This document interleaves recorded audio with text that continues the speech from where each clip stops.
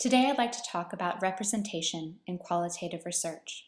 One of the main tasks of qualitative research is to write. We write to represent what we have learned, and yet as many researchers such as Denson and Lincoln will attest, the researcher does not just leave the field with mountains of empirical materials and easily write up his or her findings. Writing it up can be an arduous task, yet one important component we must consider before even starting to write is how we will represent those findings in a text.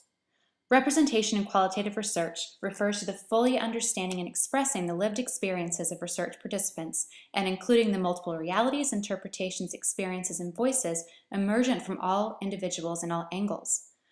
Researchers attempt to capture this understanding by fully including multiple methods of data collection in the study, such as observations, interviews, and documents. This is known as triangulation. Other ways we attempt to completely understand participants' experiences is by incorporating their voices throughout the research process. For example, we can allow participants to review their final research text for accuracy, known as member checking.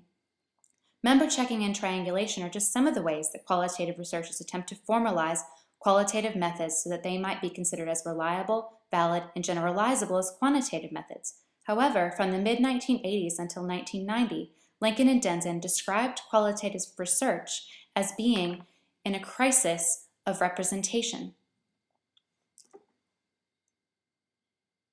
This asked if we could objectively represent the experiences of participants associated with the fourth moment in qualitative research. The crisis of representation first called into question the appropriateness of the traditional criteria established in the previous three moments that tried to validate qualitative research. Second, this crisis forced researchers to realize that all aspects of the research process are a series of constructions made by the researcher and do not represent the actual lived experiences of the participants. In other words, the crisis of representation marked a shift in understanding the researchers discover lived experiences to instead constructing or making those experiences. The crisis of representation also forced qualitative researchers to further consider their own role in the research process. This acknowledgement asked researchers to be more reflexive and attend to their own biases and assumptions more clearly by situating them within the final research text. In addition, by giving up the authoritative stance, researchers position themselves in a more postmodern phase that allows us to know something without claiming to know everything, for having a partial, local, and historical knowledge is still knowing. With this in mind, we now turn to the four representational approaches to qualitative inquiry that Butler-Kisber outlined.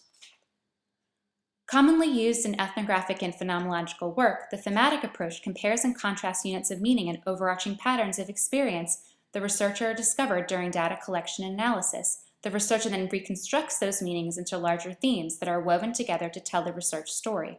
The final representation is often written in the researcher's voice, interspersed with excerpts from field texts in order to strengthen the proposed description and explanation.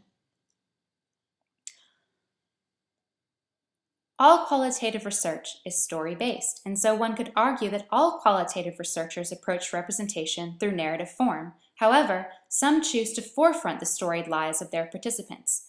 In the narrative approach, researchers provide an overall context in which they tell the story of the participants and then tell a short or extended story about something significant. Although some narrative research texts resemble more traditional forms, others turn to various literary genres as a way of communicating their work to engage, evoke, and disrupt ways of thinking and knowing. Such literary genres include the novel, life story, poetry, and even drama. After the crisis of representation, qualitative researchers turn to more non-traditional ways of representing their inquiry that makes more explicit the researcher's role as a co-creator of experience.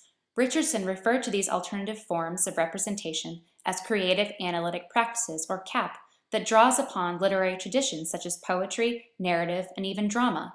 Specifically, the performative approach produces texts in which the researcher crafts data, such as interview transcripts or observation notes, into scenes and stage settings. There are many variations to this approach, but some include performance ethnography, or ethnodrama, and reader's theater. While written forms of representation comprise the majority of qualitative research texts, some scholars have turned to more nonverbal representations. We can not only credit the increasingly visual nature of our society for the turn to visual representation, but also arts-based researchers such as Elliot Eisner that show we see and understand differently when we examine a phenomenon through a visual lens. The visual approach can include using photographs, film, collage, sculpture, and painting to help understand and represent their work. For example, Kelly Clark used painting as a way to synthesize data with first-generation academic women from working-class backgrounds, and Caroline Wang's participatory action research strategy used participants' photographs of community to promote critical dialogue and reach policymakers. As you can see, there are many variations of representation in qualitative research, some that embrace a more traditional approach, others that critique it. I encourage you to explore these variations, as well as the concept of representation in more depth. Here is a list of references and further readings to get you started. Thank you very much.